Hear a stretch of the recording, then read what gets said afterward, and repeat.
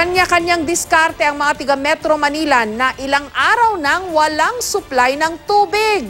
Marami ang nagtsatsagang pumila sa mga truck na nagrarasyon ng tubig. May ilan namang nag-igib na ng tubig sa swimming pool.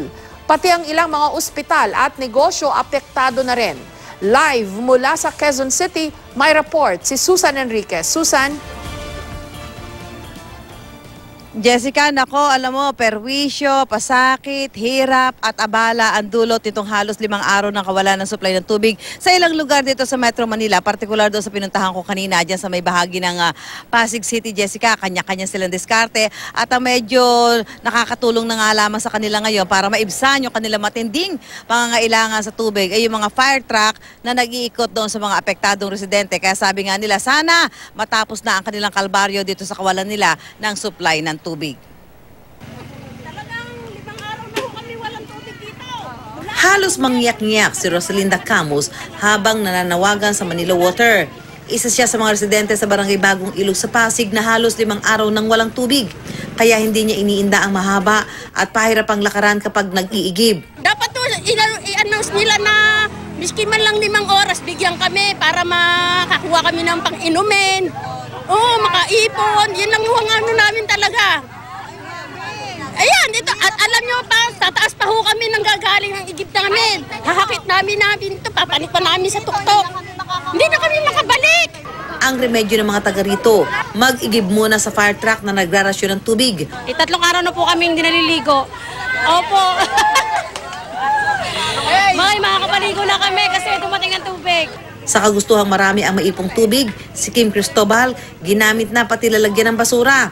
Para po panlinis po ng sahig, tsaka po panglampaso na rin po sa bahay. Hanggang sa pagkuha ng truck ng tubig sa fire hydrant, nakabuntot pa rin ang mga residente. Sa iba pang lugar, nanlumo ang mga hindi umabot sa rasyon ng tubig. Sa sobrang pagod, puyat, kaya nakatulog na ako. Hindi ako. Pagkagising ko, tapos na yung bigayan, di ko nga alam po, ma'am, kung saan kami kukuha. Ang diskarte naman ng mga taga-barangay Urambo, humingi muna ng tubig sa isang kalapit na deep well. Si Aling Aleta, bumibiyahe pa sa Cavite para kumuha ng tubig. Pag naubos na yan, balik ulit kami ng Cavite. Sobrang hirap. Sa isang condominium sa Cubao, sa swimming pool na kumukuha ng tubig.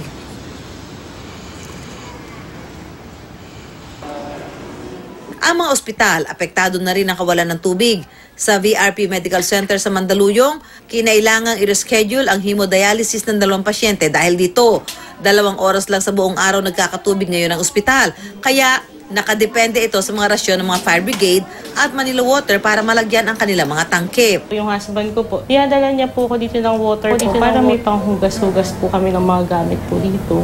Nagpaparasyon na rin ng tubig ang Rizal Medical Center sa Pasig. Kung magpapatuloy raw ang kawalan ng supply ng tubig, posibleng limitahan na lang muna ang tatanggaping pasyente sa ospital. Hirap na hirap din ang maraming negosyo, tulad ng laundry shop na ito sa Mandaluyong na tambak ang labada. Sinasabihan lang po namin na pasensya na po. Pero kung may negosyong nabalagoong dahil sa kawalan ng tubig, meron ding umaapaw ngayon ng kita. Ang water filling station na ito sa Mandaluyong halos maubusan ng paninda. Ginagamit na rin kasi ng mga walang maipanligo ang kanilang drinking water. Yun nga lang, mas mahal na ang kanilang benta dahil kinukuha pa raw sa ibang lugar ang tubig. Bakit daw nagmahal? Sa Caloocan pa po yun eh. Binabawi lang po namin yung mga nagasto sa gas po.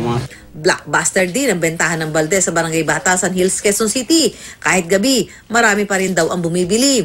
Sabi ng may-ari, nagmahal na rin ang bentahan.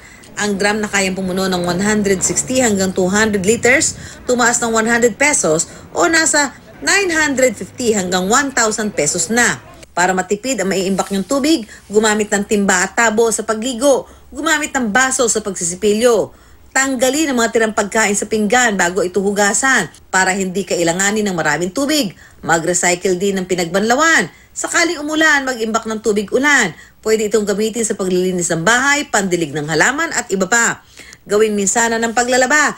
Huwag din munang araw-arawin ang paglilinis ng sasakyan. Sakaling makakita ng pagtagas at iba pang problema sa linya ng tubig, maaaring tawagan ng Maynilad at Manila Water sa kanilang numero.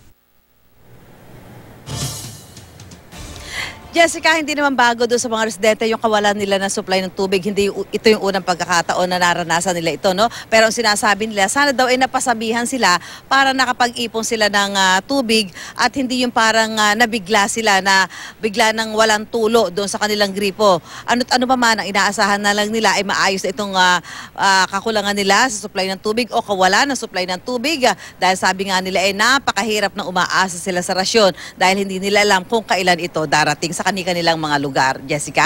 Susan, merong mga nagulat kasi hindi nila, walang anunsyo, bigla na lang walang tumulong tubig sa kanilang mga gripo. Pero meron din yung mga nakatanggap ng anunsyo, yun nga lang, hindi daw nasunod yung sinabing schedule, sinabi dadating ganitong oras, hanggang dito lang yung walang tubig. Pero wala pa rin, hindi dumating yung tubig. Paano kaya nagkaganon? Oo. Well, Jessica, kanina, yung dalawang barangay na napuntahan ko dyan sa Pasig City, yung barangay Kawilihan, saka yung barangay Bagong Ilog, wala akong nakausap doon na sinabihan sila na mawawalan sila ng tubig. Noong earlier, kumbaga parang nagkaroon sana sila ng sapat na panahon para nakapag-ipon. Gaya nga isang nakausap natin kanina, Jessica, di ba sabi nga niya, sana man lang binigyan sila ng 5 oras para nakapag-ipon ng kanilang tubig. Ang sinasabi kanina doon sa mga nakausap natin, nung ibinigay yung anunsyo sa kanila na mawawalan na sa supply ng tubig, wala na talaga supply ng tubig doon sa kanilang mga gripo. Kaya talaga nagkagulatan, no? Wala akong nakausap kanina doon na nagsabi na parang advance yung ibinigay sa kanilang notice ng Manila Water na mawawalan sila ng tubig kaya hindi sila nakapag-ipon talaga, Jessica. So yun yung sana ma-address nitong Manila Water dahil yun talaga din naman ang panawagan ng ating mga kababayan na apektado nitong water, kawalan ng supply ng tubig doon sa kanilang mga lugar, Jessica. Hindi, marami ako narinig kaninang umaga na reklamo na sinabi hanggang ganitong oras lang walang tubig pero hindi pa rin dumating. Kumbaga hindi nasunod yung inanunsyo na schedule ng water interruption, Susan.